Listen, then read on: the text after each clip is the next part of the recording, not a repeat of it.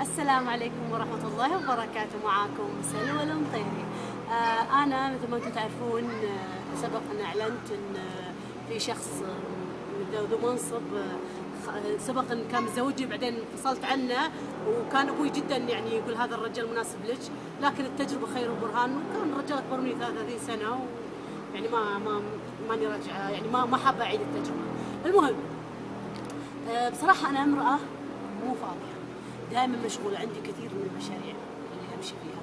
فبناء على الشيء هذا، الزواج المناسب لي صراحة، الزواج المناسب لي شيء محللينه الشرع في السعودية، اللي هو زواج المسيار، اللي هو عقد رسمي موثق من الحكومة، وفيه طبعا إنجاب في كل شيء. طبعا شو اسمه، انا شروطي للشخص اللي يخطبني يكون انسان عادي، يعني بس يكون ذو اصل، يعني يكون يرجع عائلته لاصل معين، يعني اي قبل ما في مشكله. ايضا يكون عمره من 18 ل 25، يعني بين الاعمار هذه اللي انا اقبل بالزواج منه. ايضا شو اسمه، بس يكون انسان يعني ما شاء الله وسيم رشيق، شكله حلو، ابيضاني. هذا اللي انا اتمناه ان شاء الله.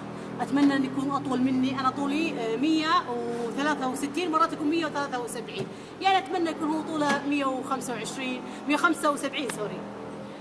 هذا اللي انا حبيت اقوله.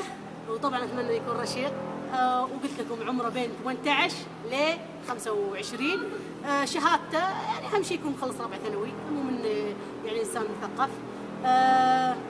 بس هذا اللي نتمناه، وعسى الله يكتب لي فيه الخير. ولاجل التواصل معي، رقم سكرتيرتي هي راح ترد عليكم عن طريق الواتساب، تليفون ما ترد، اللي هو رقمي 0096797970811 للاشخاص اللي نفسهم يكتب الله نصيب يتزوجون سلوى المطيري. السلام عليكم.